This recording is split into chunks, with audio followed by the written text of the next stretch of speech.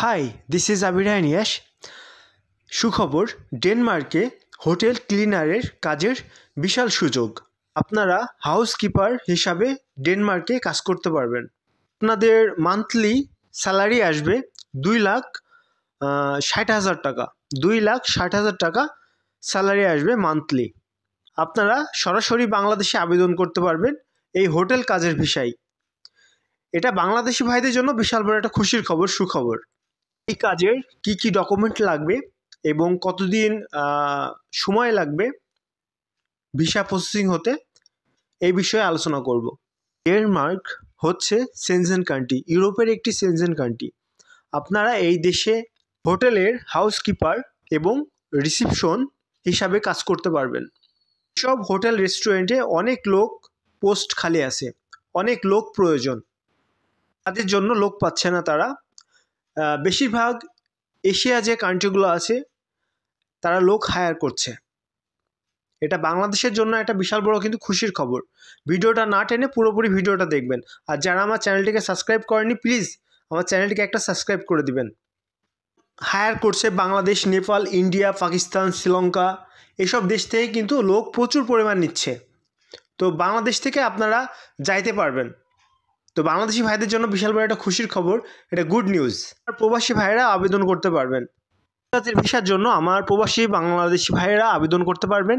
আপনি যে দেশে থাকেন না কেন আবেদন করতে পারবেন। আবেদন করতে কি কি ডকুমেন্ট লাগবে? প্রথমে হলো অভিজ্ঞতা সার্টিফিকেট লাগবে। আপনি যে কাজে আবেদন করবেন সেই কাজের উপরে অভিজ্ঞতা সার্টিফিকেট লাগবে। ম্যাক্সিমাম যারা প্রবাসে আছেন, হোটেল রেস্টুরেন্টে কাজ করেন এবং কাজ করে থাকেন, তারাও কিন্তু আবেদন করতে পারবেন।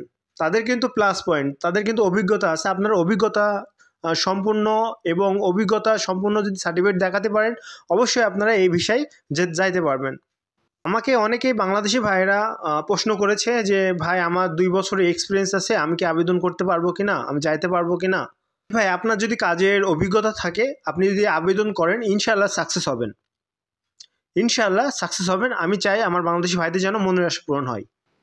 আপনারা এই ভুল কাজটা করবেন না যে দেখা যাচ্ছে আপনার অভিজ্ঞতা নাই, আপনি একটা অভিজ্ঞতা সার্টিফিকেট বানিয়ে নিয়ে আপনি কিন্তু আবেদন করতে পারবেন। আবেদন করতে পারবেন না তা না, আপনি কিন্তু আবেদন করতে পারবেন। আবেদন করার পর আপনার যখন সব কিছু ওকে হয়ে যাবে, আপনি যখন ইন্টারভিউ দিবেন, যখন প্রশ্ন করবে, প্রশ্ন উত্তর দিতে পারবেন না, তখন কিন্তু আপনার সব কিছু বৃথা হয়ে যাবে। তো যাদের এক্সপিরিয়েন্স আছে তারাই কিন্তু আবেদন করলে আপনারা সব কিছু বলতে পারবেন, সব কিছু ভাইবা, ইন্টারভিউ সব কিছু দিতে পারবেন এবং সাকসেস হবেন। ভুলেও যেন এই কাজ করবেন না যাদের আবেদন এক্সপিরিয়েন্স নাই।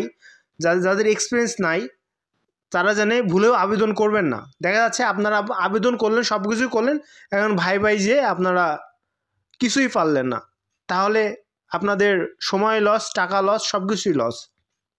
প্রথমে হচ্ছে, আবারও বলি, প্রথমে হচ্ছে আপনার অভিজ্ঞতা সার্টিফিকেট, কভার লেটার, ইউরোপিয়ান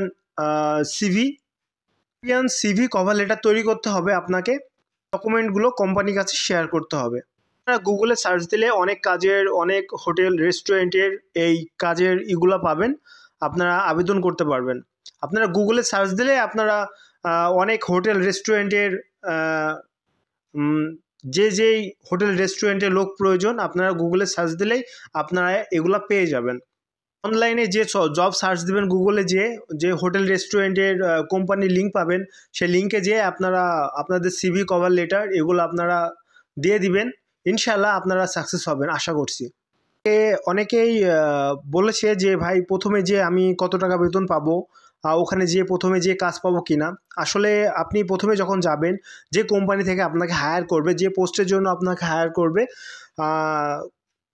প্রথমে আপনাকে পরীক্ষা করবে যে আপনি কাজ পারেন কিনা, আপনি তাদের সাথে কাজ করছেন কিনা, কাজ কেমন করছেন, আপনার পারফরমেন্সটা দেখবে। দেখার পরে আপনাকে যে পোস্টের জন্য আপনাকে নিয়োগ দিয়েছে সেই পোস্টে আপনাকে কাজ দিবে।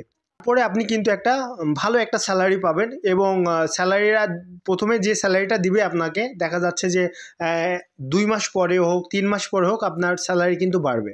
আপনি যখন আবেদন করবেন, আবেদন করবেন, এটা কিন্তু একটা সময় লাগবে, লম্বা প্রসেস, একটা সময় লাগবে। আপনি আবেদন করার পরে আবার আপনি প্রশ্ন করবেন যে ভাই আমি আবেদন করেছি হচ্ছে না, 10 দিন হয়ে গেল, 20 দিন হয়ে গেল, ভাই এটা সময় লাগবে, এটা সময়ের ব্যাপার স্যাপার আছে। ওখানে আপনি অ্যাপ্লাই করবেন, ওরা যাচাই বাছাই করবে, ওরা রিপ্লাই দিবে, সেটা 6 মাসও লাগতে পারে, 1 বছরও লাগতে পারে, 1.5 বছরও লাগতে পারে, এটা বলা যাচ্ছে না। ওরা যখনই আপনাকে নক করবে আপনাকে প্রস্তুতি নিতে হবে।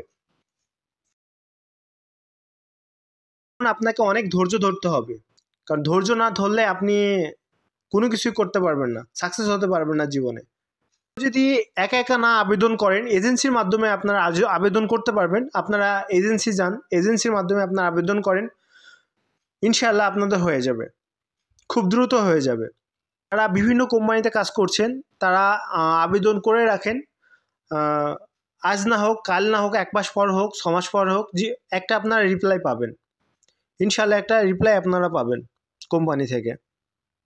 তবে একা একা যদি আপনি সব কিছু করতে পারেন তাহলে খুব কম খরচে আপনারা যাইতে পারবেন। আর যদি কেউ মনে করেন না আমি এতটা আমার ধৈর্য নাই, আমি ধৈর্য ধরতে পারবো না, তাহলে আপনি ভাই এজেন্সির সাথে যোগাযোগ করুন, ইনশাআল্লাহ খুব দ্রুত হয়ে যাবে। কিন্তু আপনার টাকা খরচ হবে বেশি, কিন্তু খরচ হবে বেশি। আপনি এজেন্টের সাথে, যাদের ধৈর্য নেই তারা এজেন্টের সাথে যোগাযোগ করতে পারেন। আর যারা কাজের সাথে যাদের কাজও করছেন, পাশাপাশি আবেদনও করছেন, দেখা যাচ্ছে যে আপনাদের একসময় একটা সফলতা চলে আসবে। এজেন্সিগুলো এবং দালালগুলো যে ডেনমার্কের ভিসার জন্য আপনার 15 লাখ চাইতে পারে, 20 লাখ টাকাও চাইতে পারে। এখন কত চাইতে পারে এখন আপনারা বুঝতেই পারছেন। সবাই ভালো থাকবেন, সুস্থ থাকবেন, আর সবাই সবার জন্য দোয়া করবেন। কার দোয়া কবুল হয়ে যায় বলা যায় না। আল্লাহ তাআলা যেন সকল আমার বাংলাদেশি ভাইদের যেন মনের আশা পূরণ করে। সবাই ভালো থাকবেন। আল্লাহ হাফেজ।